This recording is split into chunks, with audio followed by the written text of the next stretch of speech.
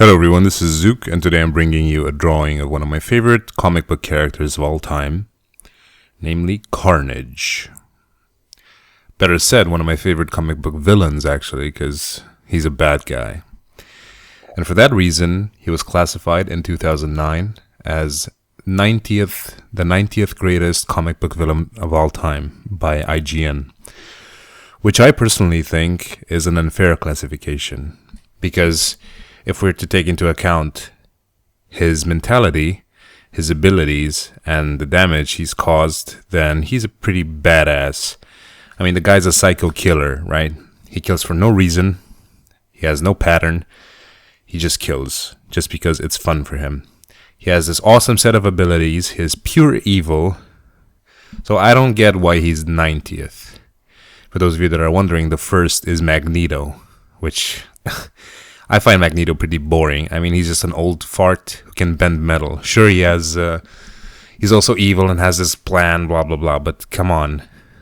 His abilities don't even compare to Carnage's in terms of coolness and to many other mutants and villains in the comic book universe. But anyway, that's just my opinion. I think 90th for Carnage is not the most fair place. But, oh well. Anyway, a little bit of information about who the character is and when he first came out.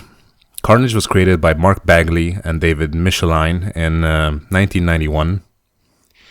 His real name is Cletus Cassidy, even though there have been other people that have benefited from being infected by the symbiote, which created Carnage. There has been a version of Spider-Man Carnage at some point.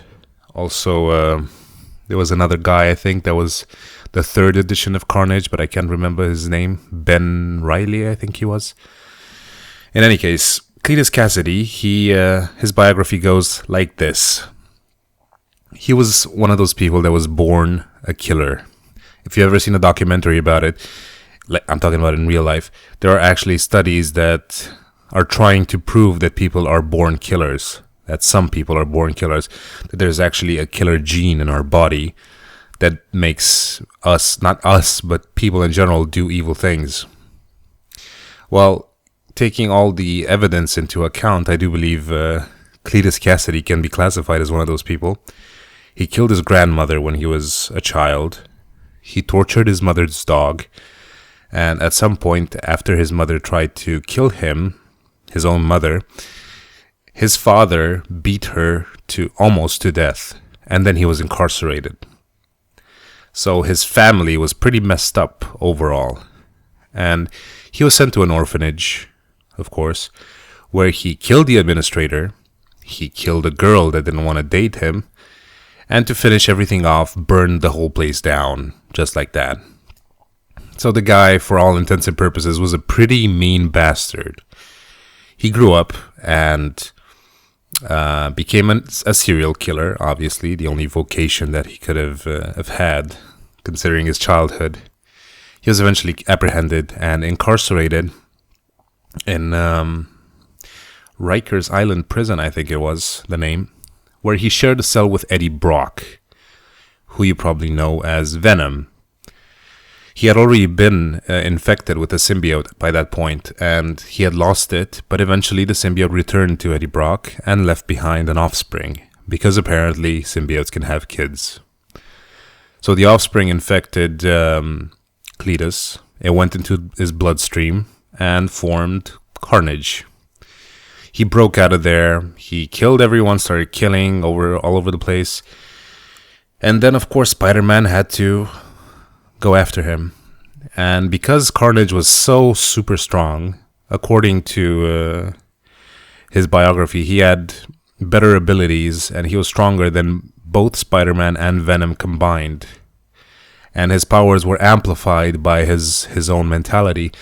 Cletus was the kind of guy that considered feelings of love and friendship are absolutely useless and futile, and the only true freedom which one can achieve is by mindlessly killing everything in sight. So he just killed because he liked to kill. And those are the most dangerous kinds of people. So he was captured and locked up, and he escaped, and he was captured and he escaped. So there was a whole lot of back and forth between Spider-Man and Carnage throughout the comic book series. Mainly because Carnage was so strong and he always managed to find allies. Every time he escaped, he found like a bunch of other mutants or whatever you want to call them that would aid his cause. So Spider-Man was kind of alone. At some point, he had to form a partnership with Venom just to be able to capture Carnage. Now, his set of abilities, Carnage's that is, included, of course, superhuman strength, which everyone has in comic books. The ability to morph his members into weapons. By members, I mean hands and feet. The ability to launch projectiles at enemies from his symbiote flesh, so to say, which would harden and then evaporate after a few seconds, so they couldn't be used against him or anything. He also had the ability to see from every part of his body, not just his eyes, so he could see everything and anything that was coming towards him. He was immune to diseases. He also had a very high resistance to sonic waves, which was Venom's worst enemy, but not Carnage's. Carnage's, like, the thing that defeated Carnage was actually heat. And the thing that defeated Venom, or the symbiote, was sonic waves or sound. So Carnage was, he had a pretty badass set of skills. And I'm not sure how it all ended, but I think Cletus died at some point or something. Another thing that I found sort of amusing was while he was incarcerated, a doctor wanted to take blood from him, and he, released Venom, not Venom, but Carnage, because it was bound to his bloodstream. So whenever he bled, he would turn into Carnage. So he killed everyone there and just escaped. That was a bad call on the doc's part, I have to say. Now, I guess I should probably talk about the drawing, but I chose this pose because I didn't know how high I would go with the tendrils and everything, and it turned out that I would have some space left. But I didn't really use any reference for this. It came down to improvisation more than anything else, because the internet is just full with images of Carnage, and they're all different. Like, I couldn't find two images that were similar or alike in any way. Every artist that has made a drawing of Carnage has their own interpretation. And I'm pretty sure along the years, the comic books have had different versions of Carnage as well.